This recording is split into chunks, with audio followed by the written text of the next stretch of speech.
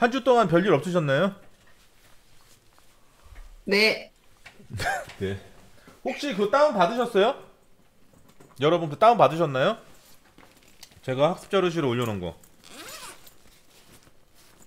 네, 네. 혹시 읽어 보셨나요? 너무 어려워요. 이거. 마지막 것만. 아, 예, 그러니까 이거 제가 저기 미국의 국무부 자료 올려놓고 이게 이제 미국 국무부에서 전 세계에 있는 국가들 대상으로 해가지고 그 리포팅 하는 거예요. 그러니까 각 국의 인권 관련해가지고. 근데 제가 이거를 쭉 보다가 마지막 부분에 이게 있더라고요. 요거 보이시나요? 안 보입니다. 아, 보인다. 네, Occupational Safety and Health 그러니까 산업안전보건 관련된 부분이 나오더라고요. 한 페이지 정도밖에 안 되긴 하는데 예. 이게 뭐 중대재해처벌법이 실제로 실행되고 그로 인해서 사망자가 오히려 늘고 뭐 이런 얘기들이 쭉 나와요. 그런 얘기도 나오고 그리고 고용노동부 관련해가지고 발표한 자료들 산업재해 관련돼서 2021년에는 이 산업재해로 인해 가지고 2,080명이 사망했다. 뭐 이런 내용부터 시작해가지고 쭉 관련된 내용이 나오는데 제가 이거를 좀 보시기를 희망했던 이유가 뭐냐면 우리가 이제 산업안전보건법도 물론 벅차죠. 굉장히 방대한 자료이기도 하고 근데 이제 이 법적 요건이나 이런 걸 우리가 볼 때는 우리 이 교재잖아요. 이게 왜? 네? 네, 시무방학원님 안녕하세요. 예, 안녕하세요. 네, 네. 아직 퇴근 전이신가요? 잠시만요.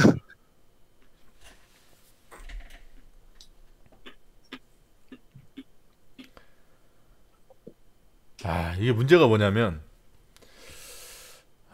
요새는 뭐 한참 얘기하다가 어떤 이유로 말이 딱 끊기면 까먹어요. 내가 뭔 얘기하다가 지금 이렇게 됐지 이렇게 생각하게 된 게 이게 참 애러인 것 같습니다. 제가 무슨 얘기를 하고 있었죠? 산업법 책 보여주시면서 이게 우리 교재잖아요. 했어요. 맞아요. 우리가 산업안전보건법이 방대하기도 방대하지만 이 법적 요건이나 이런 것들을 우리가 좀 더 입체적으로 이해하려면 우리나라 법뿐만 아니라 타 법도 같이 보면 되게 좋을 것 같아요. 그러니까 비교법적으로 좀 분석해 보는 게 되게 좋은 것 같고 사실 그래서 후반부에는 여러분들 그러니까 중간고사 본 이후부터는 이 산업법에 관련된 주요 내용들 소개하는 것도 소개하는 건데 제가 일부러 요번에는 이 3년 전에 찍었을 때는요 좀 러프하게 접근했었어요. 산업법에 관련된 내용들. 그러니까 왜 그렇게 했냐면 방대하기도 방대하고 2020년에 산업안전보건법 강의를 찍었을 때는 그때가 막 이제 전부 개정되고 난 이후라서 법의 체계가 완전히 바뀌고 난 다음이라서 이거를 그 면밀하게 싹싹 들어간다는 것 자체도 되게 어려웠고 그랬던 이유는 여러분 이제 강의 들어보면 제가 그런 얘기 많이 하잖아요. 이게 개정이 되긴 됐는데 개선이 된 게 아니라 오히려 계약된 부분이 있다 이런 얘기를 많이 하지 않습니까? 그러니까 그런 것들도 막 계속 찾아냈어야 됐고 그 이후에 이제 개정된 상황에서 또 불합리하게 바뀐 것도 좀 많고 이래가지고 이렇게 디테일하게 들어갈 수가 좀 없어서 좀 러프하게 좀 들어갔었거든요. 그러다 보니까 이제 산업법 내용뿐만 아니라 외국의 산업안전보건법의 위치를 가지고 있었던 법령 관련된 내용도 많이 이제 가져와서 얘기도 하고 그랬었는데 그렇게 하다 보니까 3년간 이제 학우님들하고 이제 이 산업안전보건법 관련해서 쭉 얘기를 나누다 보니까 질문을 하시는데 기초적인 내용에 대한 질문을 많이 하시더라고요. 왜냐면 깊이 있게 안 들어갔다기보다는 법률에 있는 내용 위주로 막 하다 보니까 위임된 내용들 있잖아요. 시행령이나 시행규칙이나 고시에 관련된 내용들에 대해서 이게 이런 게 있는 줄을 잘 모르시는 거예요. 그러니까 이러면 좀 안 되는데. 왜냐면 이제 법은 최저 기준이니까 얘는 얘 성격상 최저 기준이니까 기본적으로 얘를 이해하고 그 다음에 나머지 사항들에 있어서는 그러니까 안전관리 측면에서의 나머지 부분들은 또 그거대로 접근을 해야 되는데 법적인 내용을 너무 두리뭉실하게 하다 보니까 많은 우리 학우님들이 산업안전보건 법령이 어떤 구조로 돼 있는지를 잘 모르시는 것 같아서 이번에는 좀 하나하나 막 이렇게 들어가다 보니까 또 방대해진 부분도 없잖아 있고. 근데 그럼에도 불구하고 후반부에는 제가 ILO 국제노동기구 관련된 규정도 좀 인용하려고 노력을 많이 했고, 외국에 있는 이 산업안전보건법에 위치해 있는 것들을 많이 소개하려고 조금 노력을 많이 했어요. 그 가운데서 제가 이거를 좀 보시라고 한 이유는 제가 쭉 보다 보니까 일단 여기에 영어 표현들 자체가 그렇게 어렵지 않고, 그냥 그렇게 어렵지 않다는 거는 어떤 의미로서 제가 말씀드리냐면, 여기 있는 표현들 자체가 관계대명사나 관계부사가 많지가 않아요. 단문체로 많이 돼 있어가지고 그냥 이렇게 읽어보면 거의 다 직독직해가 될 수준이고, 그리고 또 제가 가급적이면 여러분들이 이제 그 번역기를 좀 안 쓰셨으면 좋겠는데, 번역기를 쓰더라도 단문체 위주로 돼 있으니까 번역이 잘 되죠. 문장이 꽈져 있지 않고 막 이러다 보니까. 그래서 좀 보시면 좋겠다 싶어서 했던 거였고, 뒷부분에는 이제 아까 보여드렸던 것처럼 산업안전보건 부분, 그리고 최저임금 관련된 부분, 그러니까 근로기준법에서 준용하고 있는 부분들이나 이런 부분들이 뒤쪽에 많이 배치되어 있거든요.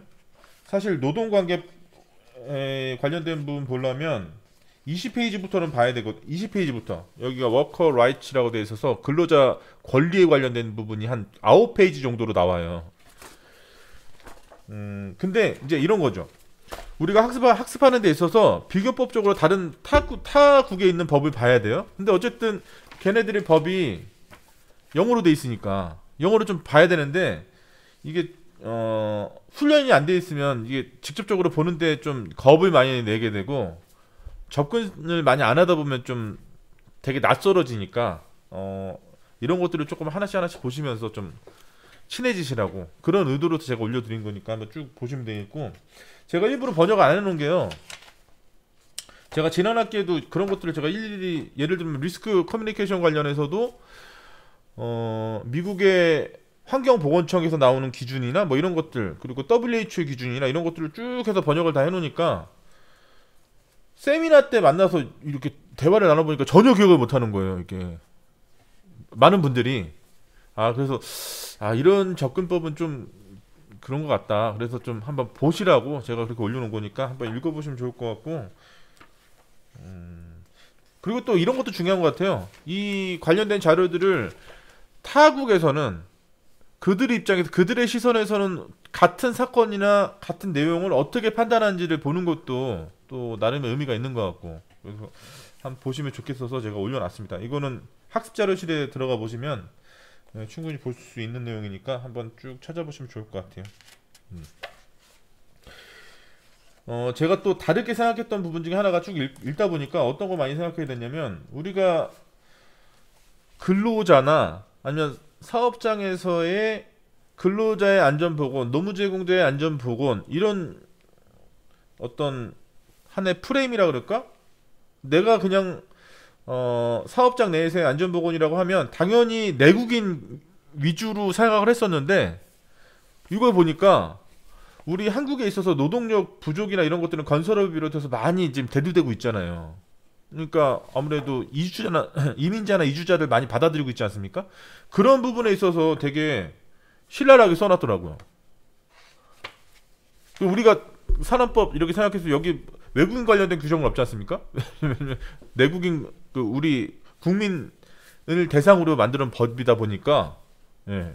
그래서 그렇게 또 생각해 보는 것도 우리가 안전보건을 좀 익히고, 이 최저기준적 성격으로서의 법에 관련된 내용들을 또 환기시키는데 도움이 될 것 같아서, 예, 그렇게 보는 게 좋을 것 같아서 올려놨습니다. 한번 쭉 읽어보시면 좋을 것 같아요. 시간이 좀 걸려도요. 아까도 말씀드렸지만 개인적으로는 왜 이렇게 간지러운 거야, 근데. 개인적으로는 안 씻어서 그런 게 아니라 오늘 제가 하루 종일 밖에서 회의하고 막 이러다 보니까 그랬던 것 같아요. 밥은 못 먹어서 그런가? 간지러운 거하고 밥 못 먹은 거하고 전혀 상관없는 것 같긴 한데, 아무튼 혹시 잠깐 죄송합니다. 내가 일부러 긁는 게 아니라 나도 모르게 긁어지게 됐네요. 혹시 강은혜 아버님,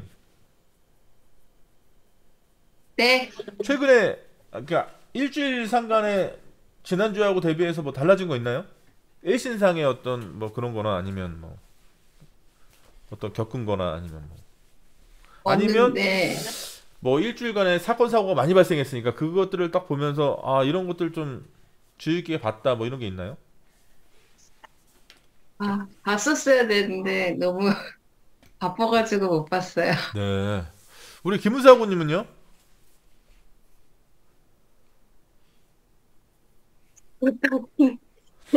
애들 때문에 열받는 거 말고는. 그 초등학생인데 열받게요. 발로 막 컴퓨터 타자치고요. 에? 막 수업 시간에 막 기어다니고요. 근데 손들기도 못 시켜요. 뭐라고 못해요. 아니 수업 시간에 기어다니면 너무 귀엽지 않아요? 너무 사랑스럽지 않나요? 어머 근데 이제 얘가 여자애들 귀여 밑을 막 기어다니니까 이제 남자아이가 여자애들 밑을 막 기어다니거나 물론 그런 의도가 있는 것은 아니지만 이제 수업 중에 수업을 하고 있는데 다른 친구들까지 방해가 가는 행동을 오늘도 초등학교 1학년 학생이 키보드를 발로 치고 뭐 그러니까 자 이럴 때는 자 아까도 이 전 시간 라이브 강의실에서도 말씀드렸지만 이럴 때는 경험이 있는 분한테 여쭤보는 게 가장 좋아요. 강은야구님 이럴 땐 어떻게 됩니까? 초등학교 1학년 정도 되는데 막 기어다니고 발로 막 컴퓨터 자판을 치고 이럴 때는 어떻게 해야 됩니까? 제 자식이면은 혼냈어요. 아니 그러니까 어떻게 좀 혼냅니까? 어, 아, 아니 뭐 저기 뭐 이게 편집이 필요하다 싶으면 제가 편집할게요. 너무 생각을 안 해봤는데. 한 번도 혼낸 적이 없으세요? 아니, 혼 많이 내죠. 그 몽둥이 들고 그냥 혼내요, 저는. 그래, 그거는 아이를 몽둥이 들고 혼내는 건 아니지 않나요? 너무 네? 근데 그것만큼 효과가 있는 게 없더라고요. 김은사 아버님, 예, 그쵸. 요게 좀 필요할 것 같고 저기 만약 진짜 열받아요, 막 얘네 지도하고 있는데 얘네들이 예상을 빗나가는 행동을 막 해. 그러면서 본인들이 즐거워하면서 막 그렇게 장난기가 막 올라가는 게 눈에 보여요. 그럴 땐 초장에 그런 걸 딱 맥을 끊어야 되잖아요. 네, 그렇죠. 어떻게 끊습니까, 그거를? 정색하고 나랑 같이 교무실 가자 그래요. 애들이 딱 그 교무실 말만 들어도 이제 약간 정적이고 약간 교감 선생님 막 이렇게 계시니까 네. 교무실 가자 그러면 딱 굳어가지고 잘 해요. 그래도. 그게 1학년 초반에는 그럴 수 있을 것 같은데 이제 고학년 올라갈수록 그 약발이 떨어질 것 같은데 그럴 때는 어떻게 하죠? 한 5학년 되면 애들이 말귀를 알아먹어서 5, 6학년은 은근히 괜찮고요. 이제 그 전까지 3, 4학년이 가장 고비인데요. 일단 애들 앞에서 혼내면 고비라는 게 어떤 고비를 얘기하는 거죠? 바람기가 들었다고 해야 되나? 바람기요? 약간 이제 주위의 말을 전혀 듣지 않고 아이들에게 오히려 내가 반항한다는 걸 어필하고 싶어 하는 그 기간이 딱 3, 4학년인 것 같아요. 질풍노도식인가요? 그런 것 같습니다. 그래도 5, 6학년 되면 약간 머리가 커가지고 알아들어요. 의도적으로 좀 뭐랄까 반항하는 애들은 어떻게 해야 돼요, 그러면? 엄마 번호 부르라 그래요.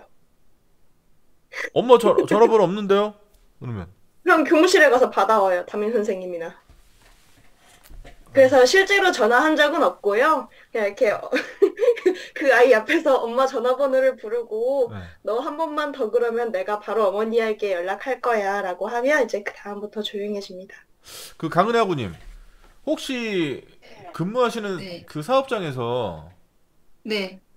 최근에 일어났던 산업사고나 이런 게 좀 있나요? 아니요, 저희는 그렇게 막 사고가 크게 일어날 수 있는 그런 그 환경이 아니어가지고, 그렇죠. 뭐, 일어나려면 일어날 수가 있는데, 네. 크게 뭐 이렇게 손가락 뭐 이렇게 살짝 긁힌다거나 뭐 그런 거 정도? 최근에 저희 회사 말고, 저희 다른 사이트에서 사고가 난 거를 이렇게 보고를 하는 게 있거든요. 네. 근데 이제 뭐 손가락 이렇게 칼 있잖아요. 조그만 칼 만져가지고 상처나고 뭐 그런 거? 그 정도. 그러면 큰 사고는 아니고 뭐, 네. 뭐 휴업 보상이나 이런 거 산재 신고할 정도는 아니네요. 그렇죠. 저희 회사도 저희도 그런 것까지 받은 적이 거의 없어가지고 네.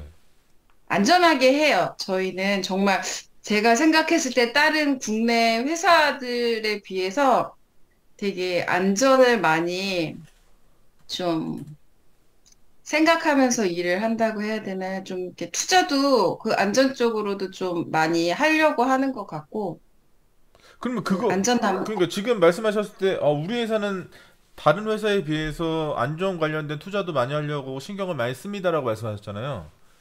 네. 어떤 부분을 봤을 때 그렇게 생각이 들어요? 뭐 예를 들면 작업 환경을 좀, 네. 이제 저희가 이제 뭐, 이런 점은 좀 불편하다, 뭐, 이건 이렇게 했으면 좋겠다, 그런 것들을 그냥 다 지나치지 않고요. 다 그거를 수용을 해서 저희가 그걸 갖고 뭐 이제 할 수 있는 것들은 최대한 그 수용을 하거든요. 네. 그래서 좀 많이 안전하다고 생각이 되는 것 같아요, 저는. 제가 그런 거를 좀 비교적으로 많이 좀 생각했던 게 뭐가 있었냐면요. 예를 들면 이런 게 있잖아요. 요새 전 개인적으로 그런 것들이 계속 설치됨으로 인해서 사람들이 건강이 점점 안 좋아진다고 생각하는 사람인데 지하철이나 이런 데 보면 이제 에스컬레이터가 많이 설치되지 않습니까? 그러니까 아무래도 저도 원래 그랬던 사람이 아닌데 오늘 같은 경우 외부에서 활동을 많이 하고 이제 연구실에 와야 돼요. 제가 내리는 역이 공릉역인데 공릉역이 지금 한창 그러니까 그 밖으로 나가는 출구가 4개 있는데요. 2개를 막고 지금 공사를 하고 있어요. 에스컬레이터 공사를 하고 있단 말이에요. 근데 그 내부로 딱 보면 한쪽 라인은 그냥 계단이고 한쪽 계단 있는 데서 조금 더 가면 이제 에스컬레이터가 있어요. 평상시에는 무슨 에스컬레이터를 타냐, 계단으로 올라가야지, 건강을 위해서라도 건강을 일상화시켜야지 이러면서 항상 그렇게 다녔는데 오늘 이렇게 오면서 저도 모르게 정신을 차려보니까 에스컬레이터를 타고 있더라고요. 나도 모르게 쭉 올라가는 에스컬레이터를. 자, 근데 그런 걸 딱 보면서 에스컬레이터에 딱 타보면 항상 뭐가 써 있잖아요. 에스컬레이터에 손잡이를 꼭 잡아야 되고 걷거나 뛰지 말고. 근데 제가 여태까지 에스컬레이터 오늘도 마찬가지로 오늘도 딱 타면서 손잡이 잡는 분은 단 한 분도 못 봤고요. 그 핸드레일 잡는 분은 한 분도 못 봤고 걷거나 뛰지 않는 분은 본 적이 없습니다. 저만 계속 써가지고 이렇게 딱 올라갔는데 이게 흡사 뭐랑 좀 비슷하다고 되게 느꼈냐면 제가 2019년도에 지금부터 한 4년 전이죠. 그때 우리나라에 진출해 있는 어떤 제조업체 근데 본사가 외국에 있는 그냥 제가 브랜드 말하면 다 알 정도의 그 정도의 제조업체를 인스펙션 하러 간 적이 있어요. 검사를 하러 간 적이 있어요. 근데 이제 거기에 산업재해가 뭐 연일 발생하기도 했고 그리고 자체적으로 검사를 했는데 그 원인 자체의 규명이 잘 안 되는 거예요. 근데 그 이유를 따져보니까 본사 차원에서 검사를 해보니까 그 문제의 원인을 찾아내기 위해서 정량적인 검사도 했고 정성적인 검사도 하고 인터뷰도 하고 여러 가지를 했는데 그 내부 구성원들이 소위 이렇게 말하면 어떨지 모르겠지만 담합해가지고 문제의 원인을 얘기를 안 하는 거예요. 얘기를 했다가는 그걸로 인해 가지고 본인들한테 불이익이 올 거라는 암묵적인 본인들 간의 그 의사 교류가 있어가지고 전혀 얘기를 안 하는 거죠. 그래서 본사에서는 그걸 검사할 수 없으니 그 관련되어 있는 외국 기관에 그걸 의뢰를 했고 외국 기관에서 그 보통 시니어 컨설턴트 뭐 이런 사람도 한 3명 온 거예요. 이렇게 우리나라에. 근데 국내에서는 그걸 받아줘야 될 사람이 필요하잖아요. 근데 외국의 입장에서 보면 외국 기업에서 안전보건 관련된 컨설팅 기관 입장에서 보면요. 국내 시장은 굉장히 작은 거거든요. 그러니까 지사나 이런 거 설립 안 합니다. 왜냐면 이게 안 되니까 여러 가지 사업 운영하는 데 있어서 도움이 안 되니까 지사 설립이나 이런 거 잘 안 해요. 그러다 보니까 이제 제가 그 외국 사람들을 외국의 시니어 컨설턴트들을 맞아가지고 이제 뭐 같이 활동을 하는데 제가 그때 인상 깊게 봤던 거 자체가 뭐가 있었냐면 그 사람들이 와가지고 이제 검사를 할 거 아니에요. 최신 기법을 갖고 막 할 거 아니에요. 근데 저도 그걸 이론적으로는 그 사람들이 하는 기법이 이제 그 BBS라고 하는 기법이었거든요. Behavior Based Safety, 행동 기반 안전 기법을 이용해 가지고 이제 그 해당 사업장의 위험도를 체크하고 하는 거였어요. 근데 그거를 제가 이론적으로 알고 있지만 실제 실무에서 그런 것들을 어떻게 사용하는지 잘 모르니까 그 해당 사이트에 가기 전에 한 이틀 정도 국내 시내에 있는 모 호텔에서 이틀 정도 트레이닝을 받았어요. 제가 하루 8시간씩 16시간 트레이닝을 받는데 그때 굉장히 인상 깊었던 게 뭐가 있었냐면 아침 8시부터 트레이닝 받기 시작하니까 제가 7시 반 정도에 그 해당 회의실에 갔어요. 그랬더니 한 20분 정도 있다가 그 컨설턴트들이 오더라고요. 근데 저한테 딱 오자마자 인사하고 나서 바로 지배인을 불러달라는 거예요. 뭘 확인했을까요, 그들이? 전 그때 되게 신선했어요. 아, 이거, 그렇구나. 이상구? 아이씨, 어떻게 알았어요? 맞아요? 처음에 와가지고 네. 그 지배인을 부르더니 두 가지로 확인했는데 첫 번째가 뭐냐면 화재가 나거나 했을 때 우리가 대피해야 될 비상구 위치. 근데 그 위치 파악은 뭐 우리도 다 하잖아요, 그런 거. 여행 가도 관련된 안내 방송도 나오고 하는데. 근데 제가 거기서 좀 다르네 이런 걸 느꼈던 게 뭐가 있었냐면 비상구 위치 물어보는 거는 물어보는 거고 플러스에서 네 군데를 알려줬어요. 그 호텔 측에서. 근데 그거를 본인들이 걸어가는 거하고 빠르게 뛰어가는 거하고 재더라고요. 시간을 재더라고요. 우리는 보통 그냥 위치만 알고 그냥 넘어가잖아요. 근데 그들은 다 재더라고. 걸어갔을 때는 얼마, 뛰어갔을 때는 어느 정도 걸린다. 그리고 또 하나 뭘 알아봤냐면 해당 사람들한테 그 지배인한테 이걸 물어보더라고요. 우리가 오늘 8시부터 내일 오후 4시까지 이 공간을 써야 된다. 우리가 알아야 될 니네 비정상 작업이 뭐가 있어? 유지보수 작업하는 게 뭐가 있어? 전기 작업이나 이런 것부터 시작해서 그런 작업이 뭐가 있어? 이런 걸 물어보더라고. 혹여라도 있을지 모를 것들에 대해서 그러니까 딱 챙겨놓는 거죠. 그런 거 보면서 굉장히 신선한데? 비상구 위치 알아놓는 것도 사실 우리 비상구 위치 안 알아놓지 않아요? 그렇게 생각을 하지만 그렇진 않잖아요. 근데 그걸 뛰어가고 걸어가고 그다음에 혹여 우리가 알아야 될 그런 어떤 유지보수 공사가 있냐 이런 걸 확인하는 거에 되게 깜짝 놀랐고 더 놀랐던 부분은 바로 이런 부분이에요. 제가 아까 지하철 내부에서 에스컬레이터 타고 올라갈 때 거기에 반드시 분명히 거기에 핸드레일을 잡아라, 걷거나 뛰지 마라 라고 하지만 우리는 아무도 지키지 않잖아요. 뭐 간혹 지키는 분이 있죠. 너무 많이 뛰어가지고 힘들어하시는 분들은 간혹 서 있겠는데 근데 제가 그거 보면서 되게 좀 깜짝 놀랐던 부분 중에 하나가 뭐가 있었냐면 오전 4시간 이제 같이 트레이닝을 받았어요. 점심 먹으러 가자고. 마침 이제 점심 먹는 식당 자체가 한층 위에 있었거든요. 근데 그 해당 호텔이 그 위에 올라가는 계단이 이렇게 원을 그리면서 올라가는 계단으로 돼 있는 식이었어요. 이렇게 스파이럴 업 하면서 이렇게 올라가는 이 식으로 돼 있었는데 아무래도 그 사람들은 외국인이고 전 내국인이니까 안내해 주려는 요량으로 제가 먼저 앞으로 걸어가고 있었고 제가 이렇게 안내하면서 계단을 먼저 이렇게 듬성듬성 올라갔어요. 근데 그 해당 컨설턴트가 저를 Hey Choi, stop! 이러는 거예요. 그러면서 저한테 막 뭐라 그러더라고요. 왜 뭐라 그랬을까요? 제가 뛰어가거나 위험하게 행동하지 않았어. 막 두 여기 안 계단씩 잡아서. 올라가거나 그러지 않았어. 저는 그냥 손잡이 안 잡아서? 굉장히 아니에요? 김사하고님은 되게 멋지시네요. 계단 이렇게 뭐가 올라가는데 막해요. 난간 안 잡았다고 막 뭐라 그러는 거예요. 계단 올라가는데 그게 제가 어떤 물건을 들고 있었던 것도 아니고 그리고 해당 계단에 물기가 있었던 것도 아니고 그런 상태였는데 왜 계단을 안 잡냐? 계단이래. 왜 난간을 안 잡냐? 그거 막 뭐라 그러더라고요. 어쨌든 밥 먹고 이제 밥은 다 먹었습니다. 이제 밥 다 먹고 얘기를 하다가 다시 이제 내려가자고 1시간 다 돼가지고 회실 가서 미팅 가서 얘기 다시 하자 그래가지고 내려오는데 커피를 먹다가 이제 다 못 마셨으니까 테이크아웃 해야 되잖아요.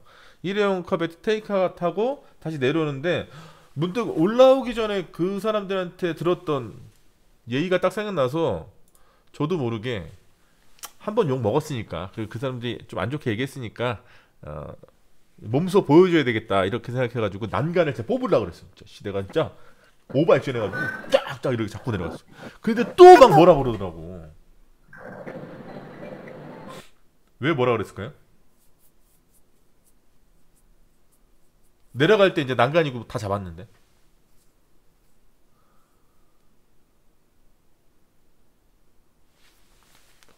강은혜 하고님 왜 그 사람들이 절 제지했을까요?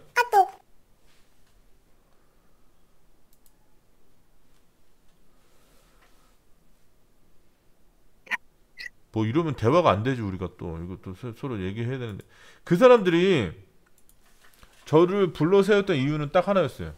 뭐였냐면 네가 손에 뭘 들고 있는데 그 뭘 들고 있는 채로 계단을 내려가면 네가 혹시라도 잘못해가지고 그걸 놓치게 됐을 때 밑에 사람이 피해를 볼 수 있고 그걸로 인해 가지고 예상치 못한 큰 피해가 발생할 수도 있으니 네가 뭔가 들고 있다면 계단을 내려갈 게 아니라 엘리베이터를 타야지. 이 얘기를 딱 하더라고. 저 거기서 그러니까 비근하게 생각되는 게 저는 지하철 탈 때마다 그 에스컬레이터 탈 때마다 그 느낌이 탁 자꾸 드는 거예요. 진짜 안전 선진국이라고 하는데 정말 그들의 에티켓은 그게 당연한 거죠.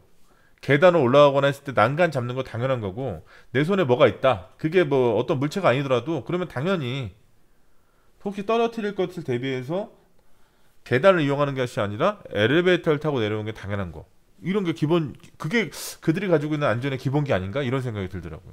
그래서 해당 그 사이트 그러니까 본사가 외국에 있는 사이트에 갔어요. 가서 이제 인스펙션을 딱 하는데 모르겠습니다. 그 근로자들이 우리가 왔기 때문에 그렇게 행동을 했는지 잘 모르겠지만 진짜 제가 유심히 봤거든요. 밥 먹으면서 어디 이동할 때 어디 올라갈 때 진짜 그런 사람들이 없는 거예요. 계단을 올라갈 때 뛰어가는 사람 당연히 있지도 않고 난간을 다 잡고 있었고 뭘 들고 있으면 계단으로 내려가거나 올라가지도 않더라고요. 이게 아무것도 아니지 않습니까? 별거 아닌데 와, 그거 보면서 참 사람이 진짜 아는 대로 보이고 그런 것처럼 그걸 딱 보면서 굉장히 좀 이 해당 조직이 가지고 있는 어떤 안전의 수준이라는 거에 대해서 다시 한번 생각하게 됐고 네 그런 계기가 됐고 그때 한창 거기서 한창 벌이고 있었던 캠페인이 걸으면서 핸드폰 하지 않는 거 막 이런 거 있었잖아요. 저 처음에 그거 보면서 저런 캠페인을 왜 하지? 라고 했었는데 생각해보니까 제가 2019년 이후 그때 그 캠페인 처음 보고 그 이후에 우리 사회적으로 그런 캠페인을 막 하잖아요. 그래서 요새 횡단보도 보면 횡단보도 그 건너가기 전에 밑에 그 뭐냐 LED로 이렇게 딱 표시가 그 뭐라 그래야 돼요? 등 자체가 나오는 그 표시가 딱 다 들어가 있잖아요. 그러니까 그런 걸 여러 가지 보면서 정말 그렇구나. 정말 이 수준이라고 하는 거 그들이 가지고 있는 부지불식간에 가지고 있었던 안전에 대한 생각 자체를 행위를 통해서 나타내는 것 자체가 이 사람들은 그냥 자연스럽게 나오는 거? 난 알고 있으면서도 그냥 넘어가는 거? 이런 거 아닌가? 이런 생각이 들었어요. 그래서 아까 강은혜 학원님이 말씀하셨을 때 어떤 걸 보고 그 사람들이 그 회사에서 외국 회사니까 더 그런 것들을 많이 챙겨준다고 느끼셨어요? 라고 딱 제가 질문하는 순간 제 머릿속에 딱 떠올랐던 게 그런 거였어요. 외국 컨설턴트들이 외국계 기업이 보다 안전 보건에 대해서 신경 쓴다는 건 바로 이런 거구나. 그냥 말로만 하는 것이 아니라 행동으로 이행을 하고 그리고 그때 당시에 해당 그 외국계 회사가 상황이 좋지 않았거든요. 매출이 잘 나오거나 이런 상황이 아니었음에도 불구하고 제가 그때 아까 말씀드렸던 BBS 기법을 통해 가지고 임원분부터 시작해 가지고 근로자들까지 다 제가 인터뷰를 했었는데 그 관리 감독자분이 이런 얘기를 했었어요. 저한테 어떤 얘기를 했었냐면 그래도 우리 회사는 다른 생산과 관련된 거나 이런 거를 얘기할 때 기한을 올리면 결제가 잘 안 되지만 안전과 관련된 거는 빠꾸 먹은 적이 한 번도 없다. 그게 타당하다면 그런 얘기를 해서 되게 좀 다르구나 이런 생각을 했던 적이 있습니다. 강은혜 아버님도 뭐 그런 부분하고 좀 그런 게 좀 있으신가요? 그러니까 예를 들어서 본인이 지금 다니시는 회사가 가지고 있는 안전의 철학이라든가 이런 것들이 실제로 우리가 가시적으로 눈으로 봤던 어떤 그런 예시가 있나요? 저희가 그러니까 매달 이제 개인별로요. 네. 이렇게 이제 주변 상황에 이제 회사 내에서요. 주변 상황에서 딱 뭐 불완전한 상황이 있다던가 네. 좀 위험한 행동을 할 것 같은 그런 상황들을 보고를 해야 돼요. 그 네. 한두 건씩 네. 매달 보고를 해요. 네. 그러면은 이제 그거를 모든 사람들이 공유를 하면은 이런 상황에서 이런 문제가 발생될 수 있으니까 서로 조심해야겠다. 앞으로 조심해라. 이런 문제가 생길 수 있으니까 그런 식으로 많이 이렇게 얘기를 해주거든요. 그러니까 뭐 미리 예방을 하니까 사고에 대해서 음. 크게 이렇게 많이 뭐 짜잘한 사고도 발생이 안 되는 것 같다는 생각이 들더라고요. 그러니까 그리고 음. 네, 네. 네, 뭐 말씀하세요. 아차 사고 보고 활동이나 뭐 이런 것들은 우리 국내 기업에서도 많이 활성화되어 있는데 어떻게 다른 거죠? 아, 제가 다른 우리 국내 회사는 제가 안 네. 다녀봐서 네. 어떤 식으로 보고가 되는지는 모르겠는데, 네. 어, 바로 보고하면은 정말 고칠 수 있는 건 바로 실행에 옮기거든요. 음. 바로, 액션을 바로 취해주니까 되게 좋기는 하더라고요. 그, 돈이 들어도. 그러니까 예를 들어서 내가 어떤 걸 봤어요. 어떤 시설이 뭐 네, 잘못돼가지고 예를 들면 네, 어떤 네, 시설이 네, 있어야 되는데 그게 안 돼가지고 사람들이 네, 그걸 피해 다니는 어떤 행동을 하면서 되게 불안해지고 그래서 이제 보고를 네, 했단 말이에요. 그러니까 네, 즉각적으로 보수를 한다든가 이런 걸 뭐 진행을 네, 했다. 그럼 네. 해당 그 보고자한테 어떤 식으로 그거에 대해서 네가 보고한 사항에 대해서 우리가 이렇게 처리했다. 라든가 이런 것들을 피드백을 어떻게 주나요? 어떤 식으로? 매달 저희가 이제 안전 뭐 교육을 할 때, 이런 상황에 대해서는 이렇게 다 처리가 됐다. 그 어, 리스트를 다 만들어가지고요. 어, 매달 한 달에 한 번씩 이제 각 담당자들이 모여서 이제 뭐 보고를 하고, 조치를 어떻게 취했다라는 거를 매달 기록을 해요. 기록해서 그 보고자한테 최초 보고자한테 알려주나요? 그거를? 네, 네. 다 공유가 돼요. 오. 그게 어떤 뭐 회사 ERP 시스템이나 이런 데 올라오는 거예요? 아니면 어떤 이제 뭐 심각한 상황이라면은 뭐 그런 ERP 시스템이라는 그런 시스템에다가 기록을 다 남겨가지고요. 이제 외국 이제 각 매니저까지 다 올라가서 이게 다 처리가 됐는지 안 됐는지 끝까지 확인을 다 해요. 그 안 어. 돼 있는 상황이면은 계속 이제 계속 푸시를 하게 되는 거죠. 어. 그러니까 이게 뭐 한 사람한테만 계속 푸시를 하는 게 아니라 이제 그 주변 사람들한테까지도 계속 푸시가 와요. 그게 시스템적으로 만들어져 있다는 얘기예요. 그러니까 예를 들면 제가 네, 그게 뭐가 되게 궁금하냐면 어쨌든 사람이 제, 하는 일이다 보니까 네, 네, 스케줄링을 쭉 하고 있는데 다른 급한 일을 막 하다 보면 이게 스케줄이 뒤로 밀릴 수도 있고 하다 보면 자기가 잊어버릴 수도 있고 막 그렇게 되잖아요. 근데 이제 시스템적으로 네, 그렇게 딱 만들어져 있다는 거는 예를 들어서 내가 네. 이거 투두 리스트가 있어서 이걸 이날까지 해야 되는데 안 했다라고 했을 때 따로 뭐 시스템적으로 알람이 사로 오는 건지. 제가 사실 담당자가 아, 아니라서 네네네네. 그것까지는 잘 네네. 모르는데 네네. 그렇게 계속 보고를 받는다고 얘기를 들었어요. 음. 뭐 시스템이 그러겠죠. 음. 다른 것들도 이제 뭐 데드라인이 오면은 알아서 자동으로 요거 데드라인 얼마 남았다라고 알람 같은 게 오거든요. 그럼 그런 예, 시스템이 잘 돼 근데 있겠네. 그것도 그 전용 시스템이니까 되지 않을까 싶어요. 제가 어. 생각할 때는. 네네. 좋네요, 아주. 안 그래도 제가 지난 주말 상간에 어떤 분하고 이제 제가 사실은 요번 달 24일 날 어디 가서 좀 발표할 게 있는데 주제 발표를 좀 할 게 있는데 그 발표할 내용 관련해서 얘기를 하다가 지금 방금 전에 말씀하셨던 그런 내용들 즉 뭐 대기업이나 그런 외국계 기업 같은 경우는 기본 시스템 자체가 잘 돼 있으니까 그런 뭐 알람 기능이나 이런 것들을 활용을 해가지고 아니면 데이터베이스가 구축되어 있는 이런 부분들을 통해 가지고 계속적으로 그걸 관리할 수 있는데 상대적으로 취약한 사업장들 있잖아요. 국내 사업장 중에서도 예를 들면 50인 미만 사업장 같은 경우는 열악한 상황인데 그런 것들을 하고 싶어도 일이 바빠서 이게 까먹고 못하는 경우도 있을 수 있고 하려고는 했는데 다른 일하고 겹쳐가지고 내 의도와 상관없이 그냥 넘어가는 경우도 있고 막 그러니까 소위 말해서 관리 감독이 안 되는 경우가 되게 많은데 이런 것들을 해결하기 위해서 어떻게 해야 될까 뭐 이런 토론을 좀 했었어요 토요일날 지난주 토요일날 그런 얘기하다가 지금 방금 전에 제가 여쭤봤던 그런 기능들을 구현하는 어떤 이런 게 좀 있었으면 좋겠다 이런 얘기를 좀 했어가지고 그게 궁금해서 잘 되고 있는 것 같아서 여쭤봤습니다. 진영근 하고님 안녕하세요.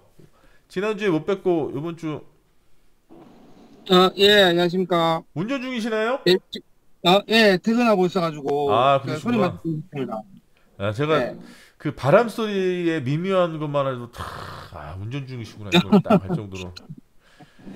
퇴근이 좀 요새 일이 좀 늦으셨어요? 많아서. 예? 예? 퇴근이 좀 늦으셨네요? 예, 요새 일이 좀 많아가지고. 네. 예. 제 오늘 그 라이브 강의, 줌 할 때 쓰려고 핀 마이크까지 제가 하나 사가지고 준비를 했는데, 네. 결국 못 써보네요. 다음 주에 쓰시면 되죠. 아, 다음 주 안 하죠? 예. 잠깐 이번 주가 6주 차인가요? 다음 주까지 수업하면 이제. 그죠? 다음 주는 하죠, 그러니까. 다음 주는 라이브. 예, 맞습니다. 그 다음 주 시험. 그죠? 예. 그 다음 주 시험이죠. 예. 예, 예. 2주간 제가 진용근 학원님 목소리 못 들었는데 뭐 별일 없으셨나요? 별일 별일이 있으니까 많았어요. 바쁘신 거죠? 예. 어떤 네. 혹시 뭐 말씀해 주실 수 있어요? 어떤 일이 있었는지? 집에 어머님이 몸이 좀 안 좋으셔서 지금 병원에 계시는데 아, 제가 그 병간호 때문에 좀 이제 뭐 거기 신경 쓴다고 좀 아파가지고 저는 있고 저는 그 회사에서 그 관리하실 영역이 늘어났거나 아니면 해야 될 게 많아져서 그런 줄 알았는데 그게 아니었군요. 회사도 회사고 네. 요즘 제가 48년 제 인생에 네. 제일 바쁜 2주였습니다 진짜. 오, 너무 힘들었습니다. 음, 네, 이제 조금 그게 됐는데 안 그래도 4월 1일 날 저 사람하는 기도사 시험 또 쳤었거든요. 네, 많이 치셨네요 네, 우리 사실- 학우님들. 포기하고 시험 친 거라서 기대를 안 했는데 네. 이게 또 가채점을 해보니까 또 한 문제 차이고 지금 제일 논란이 되는 그 교수님 아실지 모르겠는데 부름의 기대 이론에 관한 문제가 지금 논란 중이어서 아 그래요? 네, 그 문제가 복수 정답이 인정이 되면 합격이거든요. 네. 그래서 지금 여러모로 참 야, 근데 진짜 그 제가 알고 계신 분들 중에서 거의 탑5 안에 들 정도로 굉장히 바람직한 활동을 하고 계십니다. 자기 개발도 열심히 하시고 계속적으로 그렇게 뭔가 하시는 게 좀 대단하신 것 같아요. 그러면 우리 안 그래도 제가 그 세미나 관련해서 좀 여쭤보려고 그랬었는데 그럼 조금 딜레이 되겠네요. 예. 이게 장소도 장소고, 예, 예, 이게 참석 인원을 뭐 어떻게 할지 뭐 이런 것도 뭐 교수님하고 한번 또 얘기를 해봐야 될 것 예. 같고요. 네네네네. 예. 그러시죠. 근데 뭐, 장소는 뭐 꼭 뭐 저희 본부가 아니더라도, 네. 그 세미나 공간은 많으니까요. 네네네네. 예. 개최하는 거는 뭐 충분히 가능할 것 같습니다. 우리 학우님들 지금 우리가 무슨 얘기하고 있냐면요. 6월 말 정도에 저희가 이제 그 찾아가는 세미나라 그래가지고 위험성 평가 세미나를 처음으로 했어요. 그래서 그때 끝나고 나서 2차 세미나는 어떻게 할까요? 라고 얘기하다가 이제 그때 얘기 나왔던 게 그 당시에 이제 그 우리 학우님 중에서 그 회사와 연계되어 있는 어떤 그 호텔 이름이 뭐였죠, 거기가? 그 라마다 라마다 호텔 1층 회의룸을 빌린 거예요. 빌려서 4시간 빌렸었는데 그때 모인 사람들의 의견을 종합한 결과 4시간 가지고는 이게 세미나가 택도 없다. 더 오랜 시간을 좀 진중하게 했으면 좋겠다. 이렇게 해가지고 이제 그러면 좀 자유롭게 더 오랜 시간 쓸 수 있는 데를 좀 구해보자라고 해서 2차 세미나는 어디서 할까요? 라고 얘기하다가 이제 진용근 학우님이 근무하시는 대구에 있는 진용근 학우님 근무하시는 곳에 가서 이제 세미나를 하고 주제는 이제 안전보험 경영 시스템 갖고 하자 이렇게까지 얘기가 나왔었거든요. 예. 저 개인적으로 그때 세미나 때 우리가 나눴던 얘기나 공유했던 정보들이 너무 괜찮은 게 많아가지고 제가 사실 지금 아직도 그때 했던 동영상을 편집을 못하고 있어가지고 바빠가지고 저도 오늘도 하루 종일 회의하러 다니고 아무튼 그랬습니다. 아무튼 조심해서 귀가하세요. 예, 이제 다 와갑니다, 이제. 얼굴도 한번 뵈야 되는데 우리가 또 카메라로 또 카메라지만 얼굴 좀 뵈야 되는데요. 얼굴은 다음 주에 꼭 보여드리겠습니다. 네, 알겠습니다. 이 여의주하고님 안녕하세요.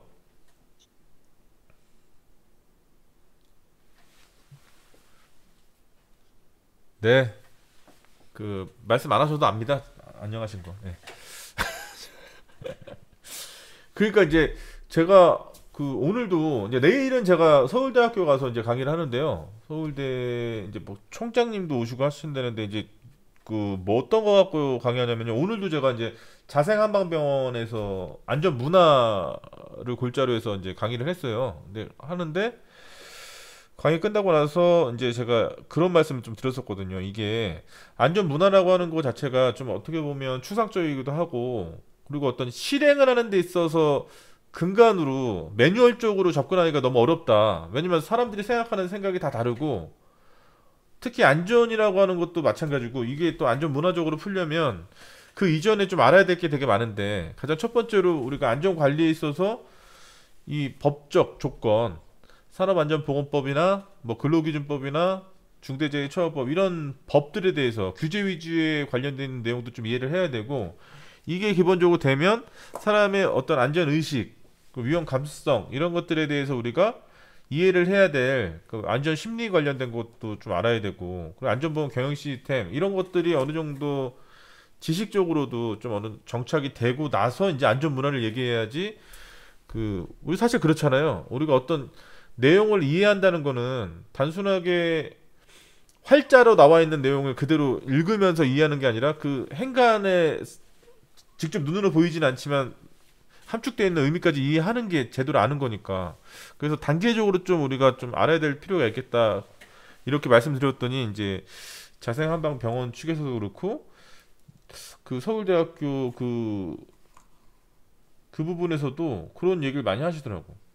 산업안전보건법적으로 좀 접근하고 싶은데 어떤 식으로 해야 될지 되게 어렵다. 그래서 내일 가서 제가 한 4시간 정도 강의하는데 좀 쉽게 접근하는 방법에 대해서 근데 네 그런 게 좀 있더라고요. 제가 지난주에도 어디 가서 이제 산안법 강의도 하고 안전심리 강의도 하면서 이제 질문을 좀 하지 않습니까? 왜냐면 앞에 계신 교육생분들이 어느 정도 잘 이해하고 계신지 이걸 그때그때마다 확인을 해야 되니까 제가 질문을 좀 하는데 제가 이런 질문을 했어요. 그 요새 사업장의 안전보건 관리에 있어서 가장 중요한 우리나라의 규제기관이라고 할 수 있는 고용노동부의 기조가 바뀌었다. 그러니까 강행적으로 규제 위주로 했던 정책이 아니라 각 기업, 각 사업장이 자신이 지켜야 될 규제의 수준을 직접 결정해서 자율적으로 접근하는 방식으로 바뀌었다. 자유규제 원칙으로 바뀌었는데 그러면서 고용노동부가 내세우고 있는 것이 이제 위험성 평가를 가지고 이제 자율규제를 하겠다라고 얘기를 많이 하고 있거든요. 그러면서 우리 잘 아시죠? 산업안전보건법이 3단 구조로 돼 있잖아요. 그죠? 헌법의 근거 규정이 어디 있다고 알고 계세요? 우리나라 노동관계법, 특히나 산업안전보건법이 제정되는 데 있어서 헌법의 근거 규정이 어디 있죠? 강은혜 아구님, 우리나라에 있는 법률은 다 헌법을 기반으로 해서 만들어졌잖아요. 그래서 입법기관이 국회에서 만드는데 우리 산업안전보건법은 1981년에 근로기준법에서 떨어져 나와서 독립법적인 성격을 가졌죠. 완전히 독립법적인 성격을 가진 건 1차 전부 개정이 이루어졌던 1990년이지만 어쨌든 형태적으로만 보면 근로기준법 6장에 있는 안전과 보건이 떨어져 나와서 1981년도에 산업안전보건법이 만들어진 거예요. 근데 이 산업안전보건법의 근거법이라고 할 수 있는 규정이 헌법에 어디 있습니까? 헌법에 명시를 해놨으니까 얘네가 나왔을 텐데 32조 3항에 있습니다. 그죠? 이거 중간고사에 나올지도 몰라요. 32조 3항 헌법 32조 3항이 우리나라 산업안전보건법이나 근로기준법을 위시한 노동관계법의 근거 규정이라고 하는 거 32조 3항에 뭐라고 돼 있죠?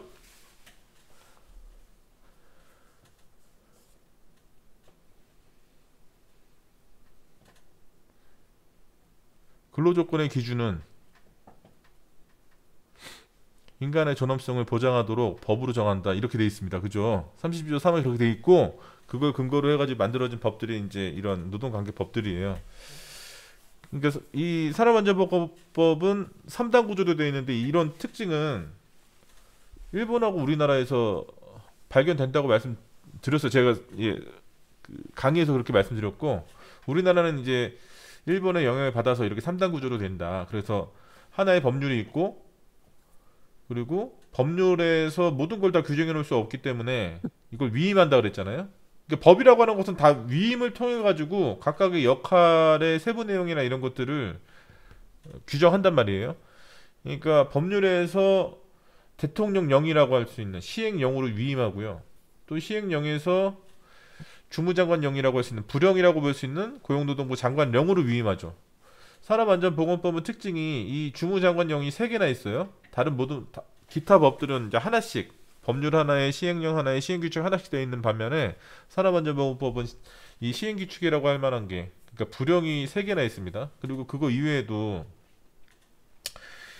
이런 행정기관인 고용노동부에서 그런 것들에 대해서 관리감독이라든가 아니면 각 사업장에서 더 관련되어 있는 조항들에 대해서 심도 있게 이행하도록 하기 위해서 고시나 예규 이런 것들이 만들어지거든요. 그래서 아까 제가 위험성 평가 이런 것들이 새로운 고용노동부의 어떤 관리감독의 추세가 바뀌었다라고 말씀드렸는데 그 기본적인 도구로서 이제 위험성 평가를 얘기하고 있어요.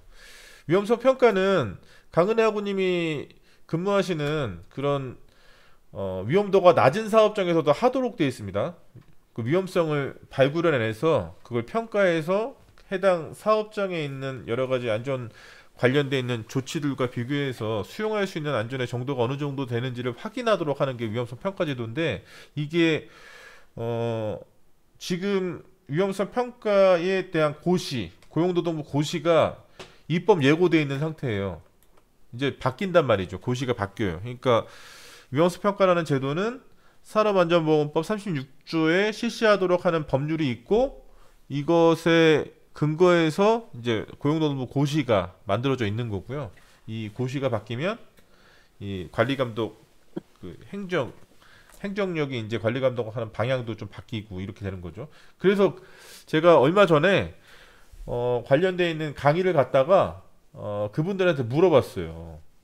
그 대상이 누구였냐면 안전관리자 분들 대상으로 강의를 했었기 때문에 그분들한테 최근에 이 고용노동부의 관리감독 방향이 바뀌고 위험성 평가 고시가 입법 예고됐는데 내가 읽어봤더니 고용노동부 고시가 굉장히 이상해졌다. 그 전에도 좀 이상했는데 지금 완전 이상해졌다. 이렇게 얘기하면서 이제 물어봤더니 거기 한 60명 되시는 안전관리자 분 중에서 위험성 평가 고시를 분석한 게 아니고 읽어보신 분이 몇 분이었을까요? 한 60명 정도 됐는데 그분들은 이제 그 사업장에서 안전관리를 전담해야 되는 분이니까 한 명도 없더라고요. 아무도 읽어보니까 이렇게 오해하게 되더라고요. 관심이 없나? 그런 부분에 있어서 이게 고시가 바뀌었는데 그러면 각각의 사업장에서 이거에 맞도록 뭔가를 해야 나중에 관리감독 받았을 때 불이익을 당하지 않을 텐데 이런 생각이 되게 많이 들었습니다. 그러면서 제가 요번 달 24일 날 고용노동부 장관이 오는 데서 제가 주제 발표를 하는데 그 주제 발표 주제가 위험성 평가예요. 위험성 평가가 과연 제대로 지금 개정이 되고 있는가 이런 부분에 대해서 이제 얘기를 하려고 하는데 가급적이면 제가 24일 날이 또 공교롭게도 다음 주 정도 돼서 제가 말씀드리려 하는데 월요일이더라고요. 제가 수락하고 나서 몰랐는데 수락하고 나서 딱 보니까 24일이 월요일인 거예요. 제가 발표하는 날이 또 7시더라고. 안 되겠죠? 라이브 강의. 그 호텔에서 이렇게 유튜브 라이브로 이렇게 하는 걸로 해야 되나? 아무튼 제 생각에는 그때 라이브 강의 못 할 것 같아요. 24일 날은 4월 24일은 못 할 것 같고 그래도 그 전에 제가 그 교환이 만들어지면 교환을 제가 공유를 할게요. 여러분 제가 공유해드리면 어디 가서 공유하지 마시고 여러분 보고 계시고 제가 한번 그 전에라도 라이브 강의실이나 아니면 라이브 강의실에서 제가 설명을 못 드리면 따로 영상을 찍든가 해가지고 여러분들한테 보여드리도록 하겠습니다. 그 관련된 내용 도움이 많이 되실 것 같고요. 결국 안전이라고 하는 건 오늘도 이제 그 자생한방병원에 가서 강의하면서 그런 말씀 드렸는데 결국 관심이죠. 뭐 안전이라고 하는 것은 신뢰라고 하는 것 자체가 만들어지기 위해서는 계속 호기심을 갖고 안전을 위협하는 요소가 무엇인가에 대해서 계속적으로 찾아나가야 되는데 우리 그 국제 기준에서 보면 안전을 위협하는 요소를 뭐라고 얘기하고 있습니까? 보통 안전을 위협하는 요소가 뭐죠? 우리가 국제 기준에서 말하는 안전의 정의는 뭐죠? 제가 저기 산업안전보건법 1강, 2강 이때 다 얘기했는데 안전의 정의는 국제 기준 ISO 기준에서 따지면 ISO IEC 가이드 51이라고 하는 국제 기준에서 안전의 정의, 세이프티를 뭐라고 정의하고 있냐면 이렇게 얘기하고 있죠. Freedom from risk which is not tolerable. 이렇게 해서 뭐라고 어떤 거냐면 허용할 수 없는 위험이 없는 자유로운 상태가 안전이에요. 그러니까 허용할 수 없는 상태가 없는 거. 그럼 남아있는 상태는 뭐예요? 위험이 제로가 될 수는 없죠. 리스크가 빵이 될 수는 없죠. 제로 리스크는 존재하지 않아요. 리스크는 어디에나 있죠. 그러니까 안전하다는 것은 리스크가 빵인 상태가 아니고 내가 감당할 수 있는 수준의 리스크만 있는 상태가 안전한 상태인 거예요. 그래서 그 개념을 이해하기 위해서는 또 아라프라고 하는 걸 또 이해해야 되는데 as low as reasonably practicable이라고 하는 우리 1강 2강 보셨죠? 제가 다 설명했는데 다 처음 들으시는 것 같아가지고 예. 이런 게 되게 중요한 거죠. 그러니까 우리가 안전을 제대로 이해하고자 하는 것 자체는 그럼 리스크는 뭐냐? 우리가 허용할 수 있는 리스크는 뭐고 허용할 수 없는 리스크는 뭐냐? 그럼 리스크를 나타내는 요소는 또 어떤 게 있냐라고 했을 때 해저드라고 하는 게 또 나오죠. 우리한테 위해를 가할 만한 요소가 무엇이 있냐? 해저드의 뜻은 기본적인 국제 기준에서 뭐라고 얘기하느냐? 포텐셜 소스 오브 함입니다. 포텐셜 소스 오브 함. 여기서 함이라고 하는 것은 피해를 나타내는 말이 되겠고요. 우리 안전하게 해서 보통 통상적으로 함을 재해랑 비슷한 용어로 우리가 번역을 해요. 그러니까 해저드라고 하는 우리가 번역할 때 위해 위험 요인, 위험원 이렇게 번역하는 해저드는 결국 피해의 잠재적인 근원. 그러니까 해저드를 관리하지 못하면 뭐가 되는 거예요? 재해가 발생하는 거예요. 그러니까 해저드는 뭡니까 결국 우리 눈 주위에 있는 아까 우리 강은혜 학우님이 말씀하셨던 뭔가를 고쳐야 되는데 그걸 고치지 않아 가지고 사람들이 불안전한 행동을 하게 되는 그 기인물 자체가 뭡니까? 그게 해저드예요. 그런 걸 관리하지 않으면 우리 강은혜 학우님 회사에서는 그걸 선제적으로 파악해 가지고 원상 복구를 시키지만 그렇지 않으면 어떻게 되는 거예요? 그 해저드를 관리하지 못하는 거고 관리하지 못하면 결국 재수 없으면 그게 함이 된다. 재해가 발생한다. 이렇게 되는 거거든요. 그러니까 논리적으로 딱 따져보면 그러니까 해저드, 리스크, 함 이렇게 세 개를 우리가 같은 선상에 놓고 좀 이해할 수 있어야 된다. 이렇게 생각해야 되는 거고요. 그래서 여러분들이 안전심리 이 교과목을 들으시면 거기서 이런 내용이 나오거든요. 왜 리스크가 제로가 되지 않을까? 왜 리스크는 빵이 될 수가 없을까? 리스크가 빵이 돼야 안전한 상태 아니야? 라고 얘기하는데 리스크는 빵이 될 수 없어요. 제로가 절대 될 수가 없습니다. 이유는 세 가지예요. 리스크가 제로가 될 수 없는 이유. 첫 번째, 리스크는 역관계가 발생하기 때문에 그래요. 어떠한 리스크를 없애려고 하면 그 리스크는 없어지지만 다른 리스크가 또 생길 수밖에 없다라고 하는 거죠. 예를 들면 그래서 제가 통상적으로 많이 예를 드는 게 스크린도어 예를 많이 들거든요. 지하철에서 사람들이 부주의해서 떨어지거나 이렇게 해가지고 문제가 자꾸 발생하니까 스크린도어를 달았습니다. 사람들이 추락하거나 하는 재해는 발생하지 않지만 어떤 재해가 발생하죠? 스크린도어를 달아놨더니 스크린도어의 기계 설비가 네? 사이에 끼는 맞아. 사고? 그렇죠. 스크린도어가 없을 때 그런 사고는 없었는데 사람들이 자꾸 추락하고 떨어지고 다치고 이러니까 스크린도어를 딱 해가지고 문제 해저 들어갈 수 있는 열차하고 부딪히지 않도록 해놨는데 이게 그 다음에는 어떤 문제가 발생하냐? 사람들이 그 안에 들어가서 낀다든가 아니면 그게 기구 설비다 보니까 고장이 나요. 에러가 발생해. 그걸 고치는 과정에서 사람들이 사망하거나 이런 것들이 생기죠. 자, 이런 이유 때문에 기본적으로 리스크는 역관계가 발생해서 제로가 될 수 없는 거고요. 리스크는 항상 효율하고 싸웁니다. 효율. 그리고 또 하나 리스크 항상성 이론이라는 게 있는데 그거는 이제 안전심리 때 한번 공부해 보시면 좋을 것 같아요. 리스크 항상성 이론이라고 하는 것 자체는 뭐냐면 이런 거예요. 우리 저기 강은혜 하고님 혹시 운전하세요? 네. 몇 살 때부터 운전하셨어요? 22살? 그럼 그때 운전하면서 탔던 자동차하고 지금 운전하시는 자동차하고 비교해 봤을 때 안전 기능, 안전 장치 이런 거 비교하면 어때요? 하늘과 땅 하늘과 땅 차이죠, 차이죠. 지금. 네. 굉장히 안전해졌죠. 네. 근데 왜 교통사고율은 비슷합니까? 그때하고 지금하고? 안전 불감증이 있나? 그러니까 이런 거예요. 네. 그러니까 뭔가 안전장치나 이런 것들을 개발해가지고 우리가 확보해야 하는 안전 상태를 우리는 불안전하게 행동함으로 인해서 다 훼손시켜 버린다고요. 그게 리스크 항상성 이론이라고 하는 거예요. 예. 그러니까 이런 요소들 때문에 리스크는 제로가 될 수 없어요. 항상 리스크는 존재할 수밖에 없는데 그럼 안전이라고 하는 것은 이런 리스크 중에서 내가 허용할 수 없는 거를 다 걸러내는 거죠. 내 주변에는 리스크는 내가 감당할 수 있는 것만 남겨놓는 거. 이거 자체가 안전한 상태를 만드는 거고 그렇기 때문에 내가 허용할 수 있는지 허용할 수 없는지를 확인하기 위해서 뭘 하는 겁니까? 아까 제가 말씀드렸던 위험성 평가를 하는 겁니다. 평가를 해야지 알죠. 얘가 내가 도대체 감당할 수 있는 건지 없는 건지.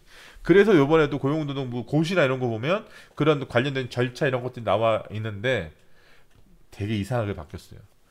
그러니까 그런 것들을 이제 제가 말씀드린 이런 부분들 그리고 아까 강은혜 하고님 제가 강의할 때 안전불감증이라는 말은 쓰지 말자고 제가 말씀드렸어요. 안전불감증은 그 어원적으로 잘못된 단어라고. 그거는 단어적으로도 말도 안 돼요. 안전을 느끼지 못하는 증상이란 거는 존재할 수 없죠. 사람은 안전을 안 느낍니다. 느낄 수 없어요. 예. 똑같은 얘기로 똑같은 의미로서 우리가 사용하려면 위험 불감증이라고 얘기해야 된다라고 말씀드렸거든요.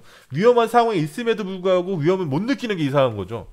고소 작업하고 저 위에 올라갔는데 아무것도 안 하고 걸어 다니는 사람이 이상한 거지. 그렇지 않아요? 네. 그런 말씀드렸고 갑자기 발끈했네요 제가. 어쨌든 예. 그런 것들을 통해 가지고 제가 그 관련된 교환이나 발표 자료 만들어지면 라이브 강의 때 먼저 이렇게 성공개를 하면 되나? 24일 때 거기서 발표해야 되는데 미리 얘기하고 업로드할 땐 제가 자르면 되겠죠? 그러니까 라이브 강의실 참여하고 있는데만 보시고 이제 제가 올릴 때는 이걸 자르면 뭐 상관없을 것 같아요. 발표하시고 나중에 올려주세요. 그럼. 아니 그게 유튜브에 안 올라가도 상관없는 거니까 뭐. 네, 뭐 어쨌든 네, 오늘도 갑자기 훅 끊기는 느낌이 드는데 뭐 어쨌든 오늘도 너무 참여해 주셔서 너무 감사드리고 아까 제가 보여드렸던 요거는 제가 학습자료실에 올려놨거든요. 이거 우리나라 대한민국의 인권 관련돼 가지고 보고서 이거 미국의 국무부에서 올려놓은 보고서인데요. 이건 한번 뒤쪽 부분만이라도 한번 보시면 되게 도움이 많이 될 것 같아요. 그네들은 우리나라의 노동 조건을 이렇게 보는 거구나 이렇게 생각하시면 아무래도 좀 입체적으로 또 사고하게 되지 않을까 이런 생각이 들어서 올려놨었습니다.